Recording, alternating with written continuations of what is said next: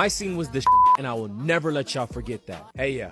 I wanted to talk about a piece of nostalgia that has been living in my brain for decades. Why? Because I had two younger sisters and I was easily tapped into this stuff almost as much as I was tapped into Beyblades and Bionicles like the rest of the boys. Our story begins back in 1959 with the creation of everybody's favorite plastic princess, Barbara Millicent Roberts, or Barbie for short. I think that's a lot cooler. Mattel introduced the world to Barbie, and Barbie became the franchise player for Mattel for a whopping 64 years before Hot Wheels came and forced Barbara to share the spotlight. Now, as we know, Barbara was everywhere and expanded into her own empire, but of course, one can't stay at the top for too long before competition starts knocking around, kicking up dust. Because in 2001, a former employee of Mattel by the name of Carter Bryant, who could have gone by the name Cardi B, I just realized that, went over to MGA Entertainment and introduced the girl world to BRATZ. Think Katzenberg leaving Disney to start DreamWorks, and keep that in the back of your mind because that's gonna matter later on in the story. Now, when you talk about 2000s nostalgia, especially amongst the female demographic, BRATZ is essential. I mean, even to this day, BRATZ has become the aesthetic for all the baddies. And you can understand why BRATZ was so popular at the time. And you can understand why the BRATZ aesthetic is so important to young girls, because it strays away from the prototypical Barbie standard of beauty that at that time society was starting to get over. Hell, with the way that it became an aesthetic, you can say that it almost overthrew that standard of beauty. And also, at that point in time, the term Barbie started to take on a negative connotation. Perhaps because of the song Barbie Girl by Aqua, but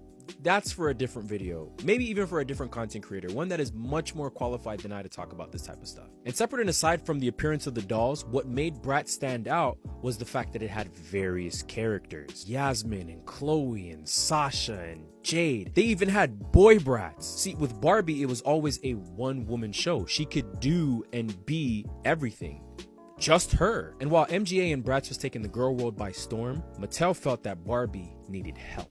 Mattel felt that Barbie needed something new, a change of scenery. The following year in 2002, Mattel came out with MyScene, revamping and reintroducing Barbie, but with a few new friends, Madison and Chelsea. Now let me just say this really quickly. As a straight male who is very confident and comfortable in his masculinity, I with MyScene. I know I wasn't supposed to. I know I'm not part of the target demographic, but I'd be lying to you if I said I didn't hear the jingle in the MyScene commercials and say to myself, that slap. It's MyScene, you know what I mean. It's MyScene, you know what I mean. My sisters would go on the website to play the games, and I did too. I gave no f***s. Oh, and you best believe I was watching those movies. Jammin' in Jamaica was my shit. And what really set me was the fact that they had boy characters, but unlike the BRATZ dolls, they had a black boy character who was a DJ and a computer nerd. Finally, representation in these dolls. And he was coupled up with Madison, black love at its finest.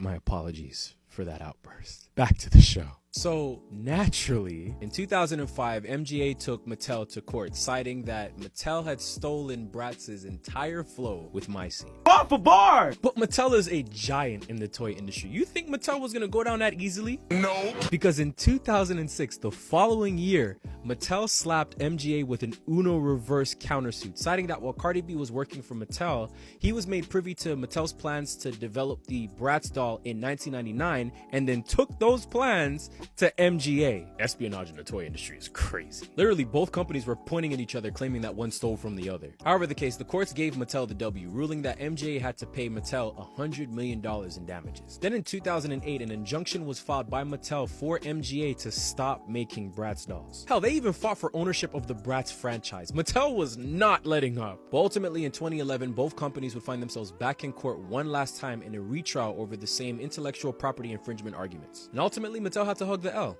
paying MGA 310 meal tickets. That's 310 million of them dangs. Mattel hadn't taken an L that bad since they took Aqua to court. Now, during these ongoing legal battles with MGA, Mattel had discontinued sales of MyScene dolls in 2008 in the US before discontinuing them worldwide in 2011, the same year that they lost to MGA in court. MGA would maintain ownership of the BRATZ franchise and go on to still sell BRATZ dolls, though not nearly as much as they did in their heyday. Yet still, as I said earlier, the impact of the BRATZ dolls at the height of their popularity is still seen today, while unfortunately, MyScene is a relic of the past. Sucks though, I hate that. And Barbara is back to being the Beyonce of the doll world after her brief stint of being part of an ensemble, though she's still the Michael Jordan to Hot Wheels of Scottie Pippen. I'm gonna keep MyScene in my heart and in my memories forever.